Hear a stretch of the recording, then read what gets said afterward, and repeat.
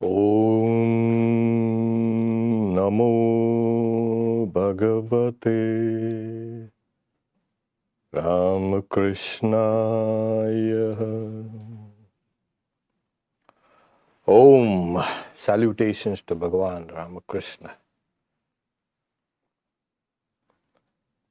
The 9th class in this series of Mantra Yoga. We've subtitled it Mantra and Pranayama. We all have heard or even practiced Pranayama. Pranayama, it's a combination of two words. Prana and ayama, is to control. And people think that we have got to control the breath. Please don't control it for too long, otherwise you know what's going to happen. You'll stop breathing. But there have been yogis who can stop breathing and still live. We'll go down into this slowly. Generally, when we do any breath work, that's a loose translation of pranayama. What we are doing is inhaling, retaining the breath within the lungs and exhaling. It's like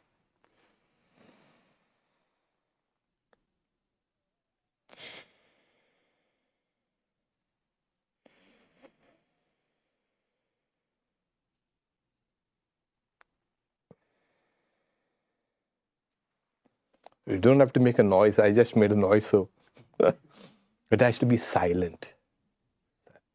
And so these are the three parts. Inhaling, retaining inside, and exhaling.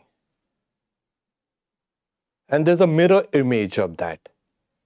Inhaling, exhaling, and retaining the breath outside, not breathing. And then inhaling, exhaling, and retaining it. So this is the second one is much safer, and one should start with this rather than with the other. In fact, the safest way to do this is there is something called a purification of the nerves. Nadi Shuddhi. So they say just breathe in and immediately exhale.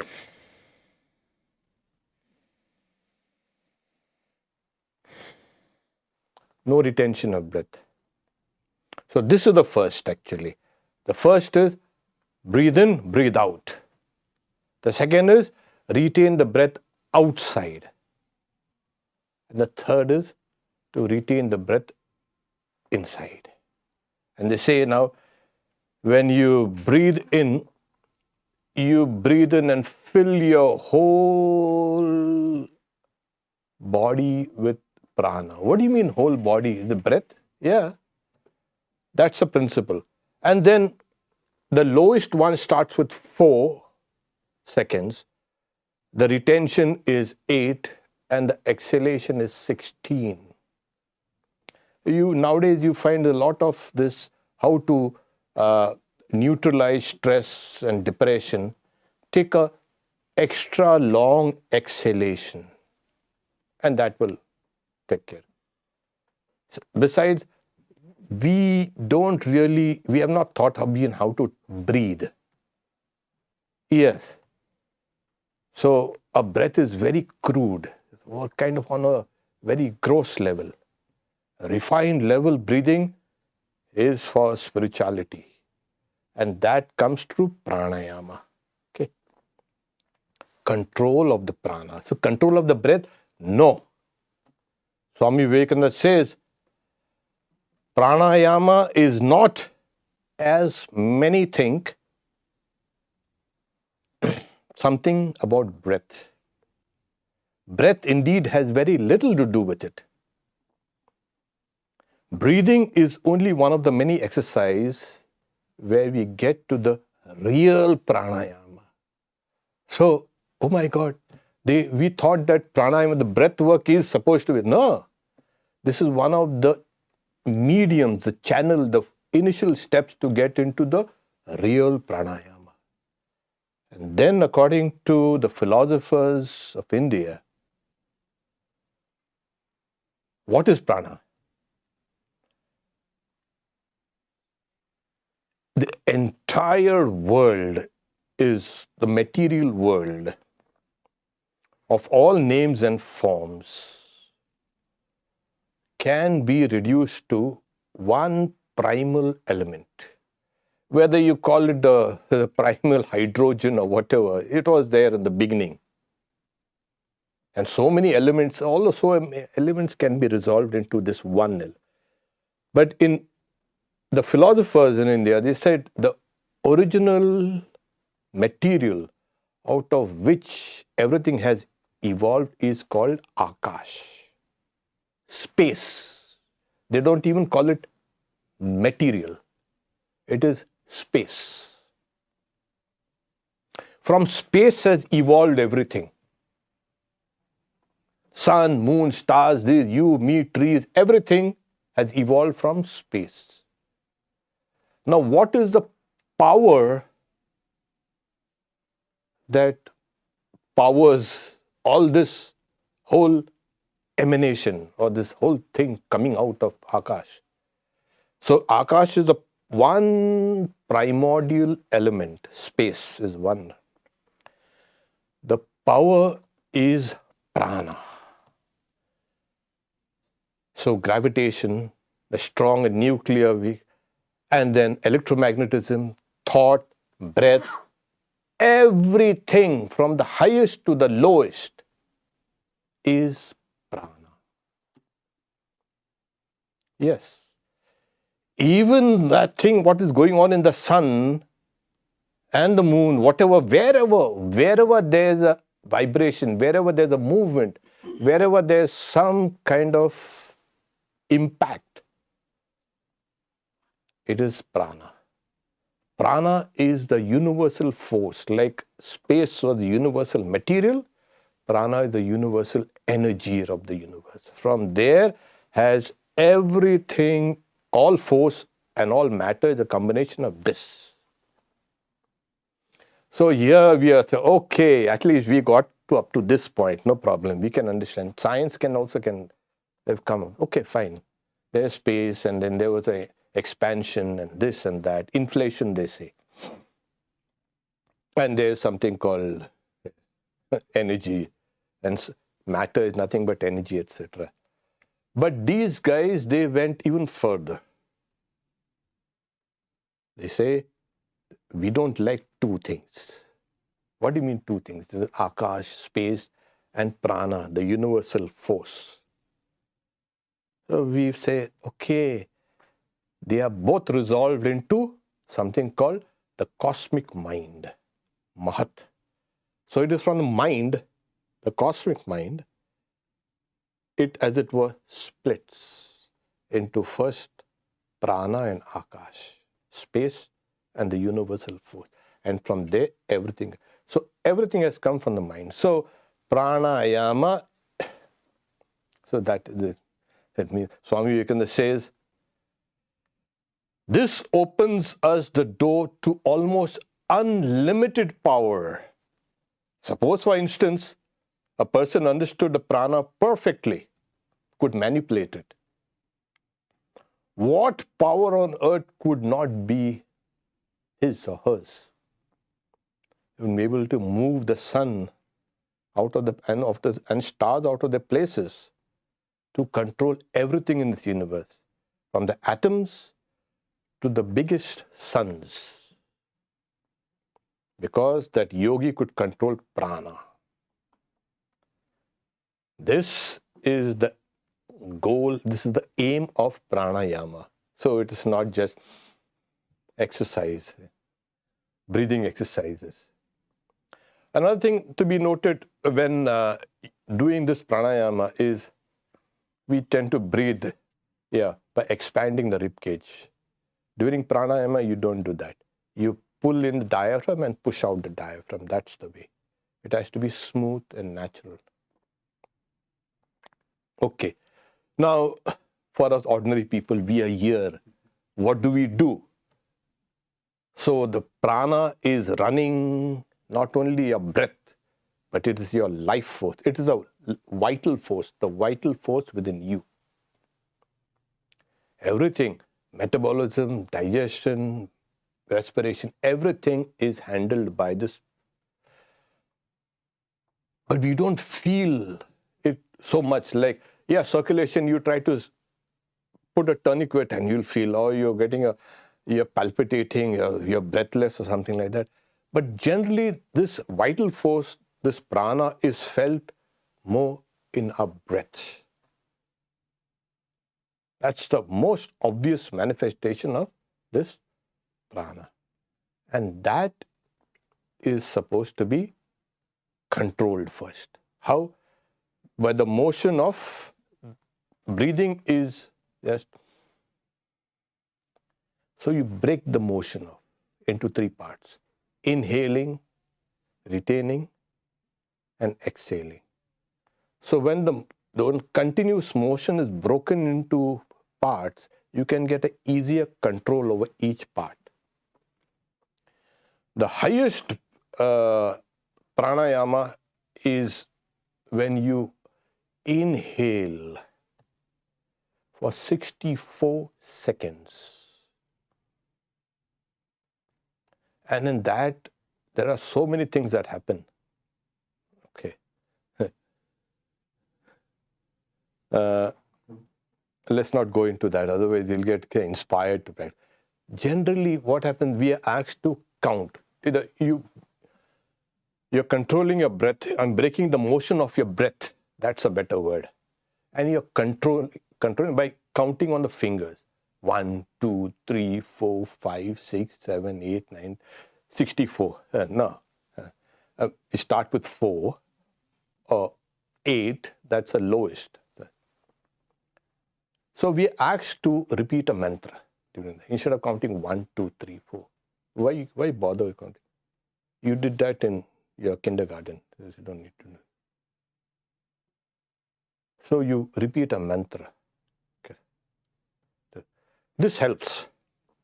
It tremendously helps in both doing japa of the mantra as well as pranayama. Now, when you are trying to control the breath, as I said, this is just the channel, the first stages, the exercise. Actually, your lungs and your breathing has got nothing much to do. You are not just trying to control the motion of your lungs to bring your body into a kind of a balance, but you are now trying to control your brain stem. Pranayama has nothing to do with your lungs. It has to do with your brain stem. Because the brain stem controls respiration. It controls your heart. It controls your balance. It controls almost everything. Your awareness of the external world, it is very important in consciousness. Oh, I'm so conscious. Yeah, that's because of your brain stem. So I'll give a list of things that the brain stem is responsible. The inability to cough or gag, balance, insomnia, disruption to sleep patterns, nausea, slurred speech, erratic eye movement, stroke symptoms like one side stroke, facial or one side, difficulty in swallowing, drinking or eating, problems with the autonomic nervous system, impairment of consciousness. So your breath is directly linked there to this part. You are trying to get this under control. So your brain stem is made of 3 parts. First, It's a medulla oblongata, the last one, and the pons, and we have something called the midbrain. So it's about 2 to 3 inches long, like a flower stem or a kind of a stem of a plant. But it has a kind of a reticular activation system that works with the thalamus, which reaches out to all parts of the brain. Your pranayama, in practicing pranayama, you are trying to control your consciousness, your ordinary bodily consciousness, and get into a state of an altered state of consciousness. Don't take that psilocybin or the psychotropics and all. That is a kind of crazy trip. You can get to the easy and better way and more permanent way, trying to get into this. And that has been practiced for years. How to get into an altered or a higher state of consciousness. It is true, this breath work. So that's the first step. The second step is here. The third step is here. Okay. Now, what is consciousness and this and that? You will know it when you are trying to manipulate it. You are trying to control. You are trying to control consciousness. Yes, you can control your eating and you can stop your breath. I was just talking about people stop. The breath stops. But the breath stops. You still can live. Yes. We have seen people who, in the way, they bury themselves and for days, and then they come out. I was young and I said, this guy is going to die. Let's wait for a few minutes. And we're waiting and waiting. And his assistant is saying, don't worry, he can stay like this for a few days. And then we went for a long walk and returned. This guy is still under there. Saying, take him out, he's dead. I said, no, he's still alive. You can stop your heartbeat. You can stop your breathing and still live. Yes. So what part is the most important in the pranayama? It is the kumbhaka, the retention of the breath. Sri Ramakrishna gives the example. When Arjuna was asked to hit the eye of the fish. You know, there's a grand story in the Mahabharata, how all the best archers in the world were asked to kind of shoot at a fish. It was spinning on a kind of a machine. In those days, a machine. And it was, they put some levers and all, and it was, and you got to hit that fish. How? By looking at its reflection. There's water down there. They've kept in kind of a big bowl. And there's a long pole, and the fish, wooden fish, not real fish, is swinging there. And you got to look at that and shoot that. And almost everybody tried. And so he looked at that and shot.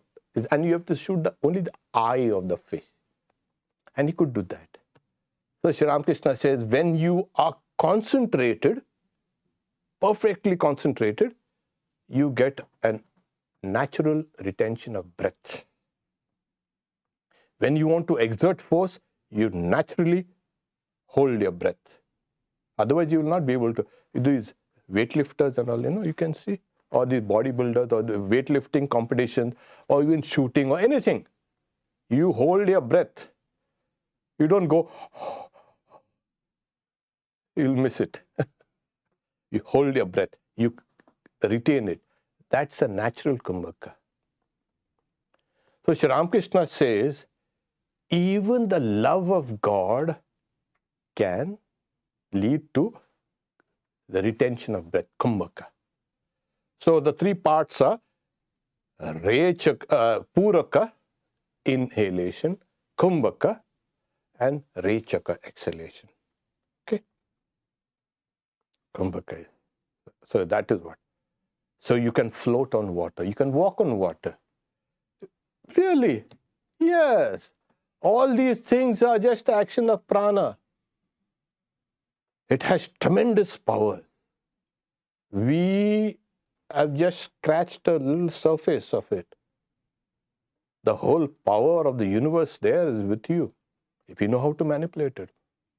People think, oh, if you stop breathing, you die. Not for a yogi, not for one who has understood this. So like breath is a function of this universal prana. And the same prana that runs the sun and the gravitation and this and that and everything in this universe, even thought is a manifestation of that prana. So if you can control thought, you can control your breath. Generally in pranayama, what we do, we control the prana through the breath and through the, you can brainstem and then consciousness, etc. This consciousness is nothing. It's just the consciousness that we have here and is hardly anything. It's just a thin film. There's a huge ocean of subconsciousness which you are not aware. The prana is working there also. It is there in your waking, and dream and deep sleep, everywhere it's there. So you are trying to control this prana in your body through your, but you must understand that you have to do it only with a guru, with a teacher. Okay, others, people might say, hey, let's do it. That Swami told us you can't do it. You can do it because there are a lot of preconditions. You must understand it's not just exercise for your lungs, but it's exercise. You're exercising your control over the prana. You're breaking the motion and slowly you go up there. You're trying to control consciousness. Get into it. So in mantra japa, as you keep on, there is a rhythmic, you can say, motion. You keep on like breathing, like they say, with every breath, take the name of God. That's what the whole thing is. Because like Kabir Das, I think, said, because you don't know which will be your last breath.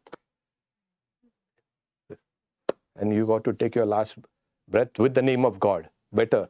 So there's something called a japa. That is when your breath has harmonized with the mantra. Then it has become kind of automatic. It is. Now, instead of taking those huge exercises, exercising your diaphragm, exercising your lung, which is a good thing actually, it has tremendous benefits. Tremendous. All the mental problems will go off with this. They say even it cures disease. Prana is called a doctor in the body. If you can supply prana to all parts of the body, your body will be healthy. And also your mind. So that's the doctor. We've neglected the doctor. Or the doctor has neglected us.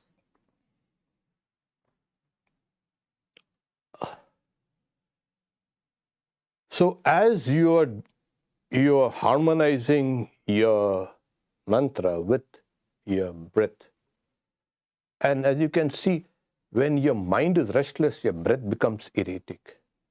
When you are calm, your breathing also becomes calm. And when you're really calm, you breathe equally through both the nostrils. When you are restless, you will breathe more through the right nostril. When you are lazy and you will breathe more through the left nostril. Okay, this is the Pingala, this is the Ida. So when both these prana is moving smoothly between these two nostrils, it means both the Ida and the Pingala, they are both become active.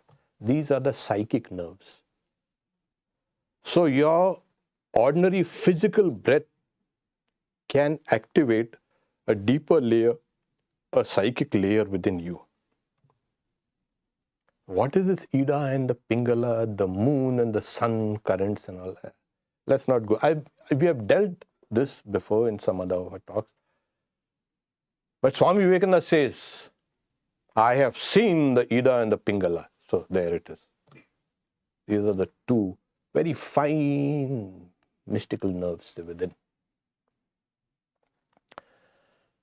So when your breathing has become like this, stabilized, slow, sometimes you hardly become aware that you are breathing at all.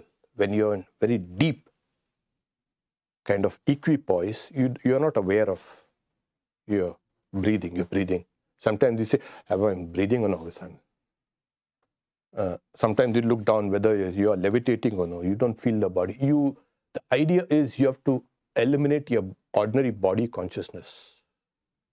So pranayama does that, and along with that, your mantra also can go straight to the brainstem and the brainstem to the consciousness and get you to the altered state of awareness.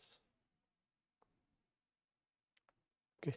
Only in that state, there are people who say the lights and sounds and this and that. Only in our real altered state of awareness, there is no light and sounds, etc. Sorry. When you take some psychotropic other drugs and all that you will see all that, but not here. You will see suddenly your consciousness is expanding. It's just like somebody, you are trying to float in a pond or in a swimming pool or in the ocean, and suddenly somebody comes and lifts you up, saves you from that drowning. You will feel this ordinary consciousness a drowning consciousness. That's why we are mostly 99% subconscious. We are drowning in our own consciousness. When I once first heard, we can drown in our own fluid, we drown. If you drink too much water, lungs are full of water, you drown in your own fluids. Then I said, oh my God, the yogis say that you can drown in this ordinary level is drowning in your own consciousness. And we are trying to surface and breathe. There's nothing. Then suddenly something comes and lifts you up. Oh. Then you say, oh my God, there's a bigger consciousness here. There you don't feel as if you're kind of strangulated. You're trying to fight for air. That is, you're breathing now, your body and your consciousness has become expanded. So Sri Ramakrishna says the same thing can be attained through tremendous concentration, through bhakti yoga. You say either through bhakti yoga you get spontaneously kumbhaka, the retention of breath. And when you retain, so there are some real, there's a world record, I think, of 18 minutes or something like that. Can you? Yeah. David Blaine, I don't know what, I don't know the name, but could be. 18 minutes. You see, I had seen a kind of clip. You know what he does? He is breathing in, like sucking in, drinking the air for a few minutes. And he gets into that, he sucks enough air to oxygenate every part of that body. And then he can hold his breath for 18. And he did it in public, don't worry. There are those a few islanders in the Pacific Ocean. They dive for fishing. They have a kind of a rudimentary type of spear gun. And you see how they dive. Before the diving, they are sucking in air. And close, and then when they ask what happened, we get into a kind of a dream-like state. You don't feel the pressure of the water. You don't feel anything. You are like in a kind of a altered state. Yeah. So even ordinarily, this can be done. Okay. So there's a potential. So we don't want you to get into trouble. So I recommend you that you do japa. With each breath, you make a japa. And as the japa becomes much slower, the mantra also will harmonize with that. And slowly, slowly, as the breath or the prana gets deeper within, the mantra also gets deeper within. So the power of the mantra is the same power as the power of thought and the power of breath and the power of everything in this universe. So this has a more penetrating power. So you go inside and it changes.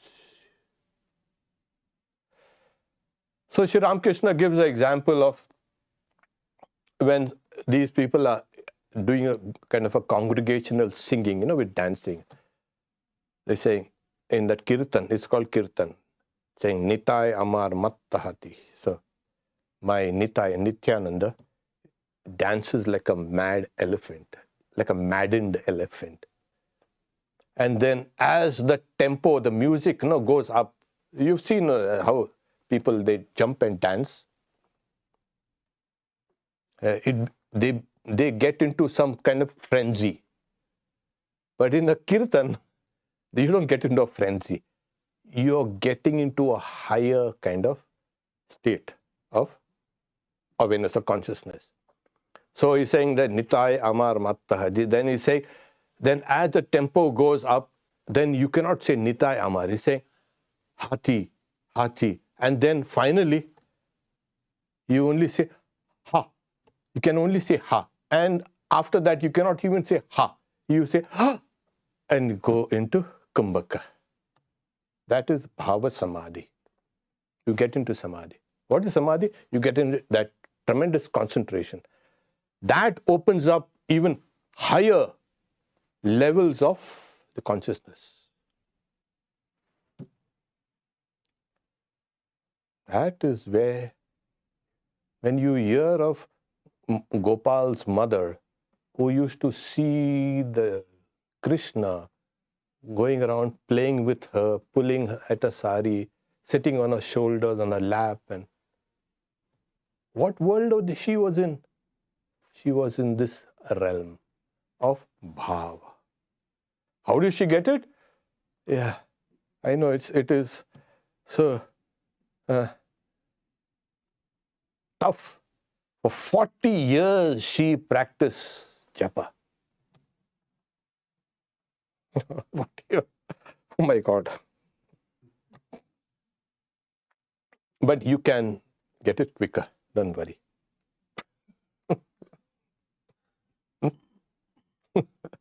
Yeah, Totapuri also spent 40 years practicing, and then he got the highest samadhi. And we think we are going to get, and we'll see, Swamiji said that we'll see angels flying through the air. And no, the idea is to use the scientific way how to get through that consciousness and then into a higher consciousness. That can be done through mantra. Sri Ramakrishna says, I'll quote him,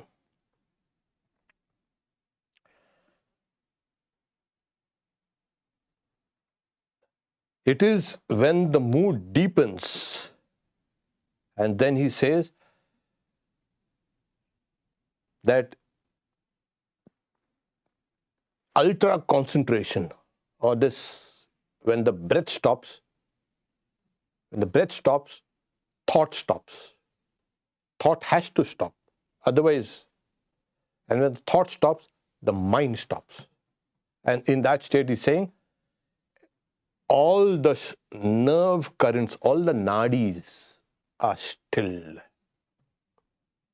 If you want to go to that higher state of consciousness, everything has to stop. Your breathing, your mind also has to stop, and thoughts. But do I survive there?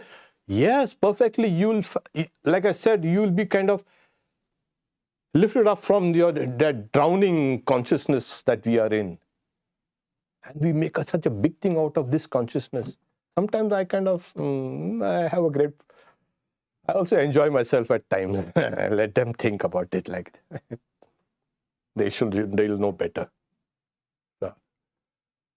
So the ordinary consciousness is transcended into a higher through this ultra concentration, which can be done through the mantra, to japa. So, and he again quotes, the upshot of the whole thing is that no matter what path you follow, yoga is impossible unless the mind becomes quiet. The mind of a yogi is under the yogi's control. The yogi is not under the control of the mind. When the mind, he continues, when the mind is still, prana stops functioning. They're breathing, everything stops functioning. So this is what he says. Well, now you get it. So start repeating your mantra along with your breath. And don't try to break your rib cage trying to do something. As I said, there are plenty of preconditions which are essential before one can even practice serious pranayama, like diet and sleep and everything. There are so many things. How much you're going to eat and what you're going to eat and when you're going to eat, all these things are there. So this is mantra and pranayama. Om, peace, peace, peace. The 10th class in this mantra yoga series is the 80-20 rule in japa. I will talk about it the next class. It's an old Pareto principle. Out of the 100% of the time we spend, 80% is wasted.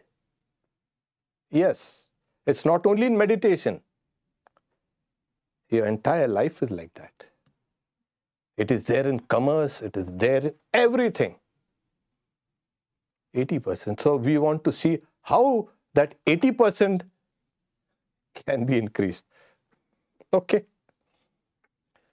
Tomorrow, it starts at 1 to 5, we have the retreat. We have a meditation retreat at Tapovan. You're all welcome. It's going to be great. We'll have guided meditation, and more than that, there is a potluck and you'll have to enjoy in the social company and that. But it's going to be an intense, you can say, sessions. There will be QA, etc. And there will be, towards the end, there will be a flower offering. Sunday, we have Mother's Children at 9:50. And our Mother's Children Sunday School is on a kind of a donation drive for essential stuff for foster children. We also have Raka at 10, Zen and the joy of giving up. Okay. So she's going to talk about Zen and the joy of giving up. Giving up is something painful, no. It should be joyous.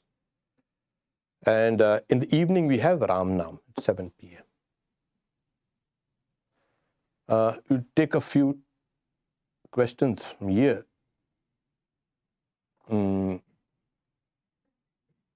Can I do mantra all the time silently while working through the day? You're supposed to do that. Yeah. But do it first, the morning and evening, and then get a chance morning, afternoon, evening, and then morning, afternoon, evening, night. Start with small sessions. When you start doing things consciously, those conscious thoughts become subconscious. So while you're busy working also, that thing, there's an undercurrent that's going on. And slowly that will become dominant. And when you are not engaged in real work, so that consciousness will flip, that mantra consciousness will come over. And then we are busy with something, it will go there. So this is how you've got to practice. Okay. So online, there's no more questions here. So in person we can discuss it after the class. Om Shanti Shanti Shanti Hari Om Tat Sat Shri Ram Krishna Arpanamastu.